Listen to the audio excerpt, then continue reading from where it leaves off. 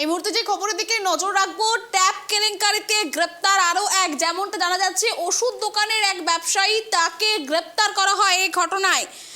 আলিপুরদুয়ার থেকে গ্রেপ্তার ওষুধ দোকানের ব্যবসায়ী।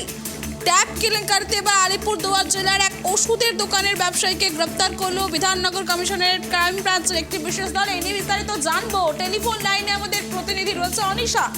অনিশা, আলিপুরদুয়ারে যে গ্রেপ্তার করা হয়েছে ওষুধ দোকানের ব্যবসায়ী, তিনি কিভাবে জড়িত ছিলেন, কি জানা যাচ্ছে? হ্যাঁ সুষমা, দেখো এই বিষয়ে জানিয়ে রাখি যে এইটা কিন্তু সম্পূর্ণই একদম একটা কিন্তু এই বিষয়ে কিন্তু সম্পূর্ণভাবে কিন্তু সবাই হতবাক হয়ে রয়েছেন যে কিভাবে সেই ব্যক্তি জড়িত রয়েছেন বা তার পরিবারের সদস্যরা কিন্তু কেউই বুঝতে পারছেন না। এবং তার পরিবারের যে তার পিতা রয়েছেন, তিনি কিন্তু অভিযোগ জানাচ্ছে বা তিনি যেটা জানাচ্ছেন যে তার ছেলে কেবলমাত্র ওষুধের দোকান করে এবং ঠিকাদারি কাজ করে এবং তার ছেলে ব্যাংকের অ্যাকাউন্ট নিয়ে তাকে ফাঁসানো হয়েছে।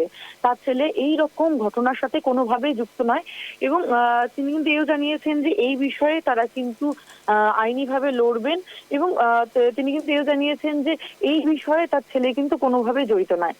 এমনটাই কিন্তু বর্তমানে রয়েছে এবং যেটা নাকি দেখা গেল যে গত আগস্ট মাসের থেকে কিন্তু তার যে ব্যাংকের অ্যাকাউন্ট, সেই অ্যাকাউন্টের থেকে কিন্তু টাকা পয়সা লেনদেন হচ্ছিল এবং তার পরবর্তীতে আলিপুরদুয়ার জেলার যে বীরপাড়া রয়েছে, সেখান থেকে শনিবার রাত্রে কিন্তু তাকে বিধাননগর কমিশনারের ক্রাইম ব্রাঞ্চের একটি দল আসে এবং তাকে কিন্তু গ্রেফতার করে কলকাতাতে নিয়ে যায় বলে কিন্তু বর্তমানে সূত্রের খবর রয়েছে। সুষমা, ধন্যবাদ অনিশা।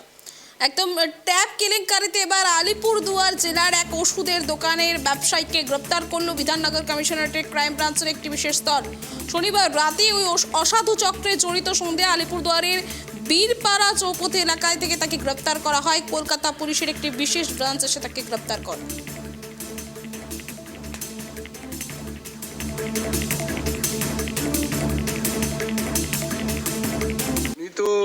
ও তো কিছু করেনি।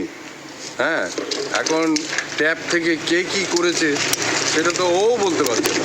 আচ্ছা, হ্যাঁ, এখন মোবাইল ফোন কোথায় গেছে না গেছে বা কিছু করেছে নাকি, হ্যাঁ সেটাও জানি না। আচ্ছা, ও জানে না, আমরাও জানি না। আচ্ছা, এইটুকুনি আর কি। মানে কখন এটা হয়েছে, এটা বোধহয় আগস্ট মাসে। হ্যাঁ, এটা তো আমরা জানি না। আচ্ছা, ওইরকম শুনলাম আর কি যে আগস্ট মাসে এই 8টা থেকে 8:30টার মধ্যে মানে ঘটনাটা ঘটেছিল আর কি। আর এমনি আপনার ছেলেকে গ্রেপ্তার কবে করলো? কালকে। মানে কারা করলো, কোথা থেকে আসলো? ওটা তো ইয়ের থেকে আসছে, ওই আমি শুনলাম যে রাত্রিবেলাকেও উঠায় নিয়ে গেছে সন্ধ্যার পরে। গতকালকে? হ্যাঁ, কালকে। আচ্ছা, এখন কী ব্যাপারে উঠাইলো পরে জানতে পারলাম, এরকম ওই যে ট্যাপ কেলেঙ্কারির ব্যাপারে ওকে উঠাই নিয়ে গেছে। ওর অ্যাকাউন্টে বলে নেন দেখুন হচ্ছে নাকি, আমরা তো জানি না। আচ্ছা, এইটুকু আমি শুনলাম। এমনি কী করেন ছেলেটা? সেটা ওষুধের দোকান। ওষুধের দোকান এখানেই? এইখানেই বাড়িও এখানেই? এইখানেই বাড়ি। এমনি কেমন ছেলেটা, কেমন? ছেলেটা ভালো, ছেলেটা ফর্সা করে, ছেলেটা আমাদের থেকে একটু চলম্বা হবে। আচ্ছা, আমাদের থেকে বয়স অনেক ছোট। আচ্ছা, আচ্ছা, ছেলেটা খুবই ভালো ছেলে। আচ্ছা, মানে বাইরের থেকে এসে ওকে গ্রেপ্তার করে, মানে বিধাননগর? হ্যাঁ, বাইরে পুলিশ, এই লোকাল পুলিশের জায়গায় বাইরে পুলিশ দিয়ে গেছে।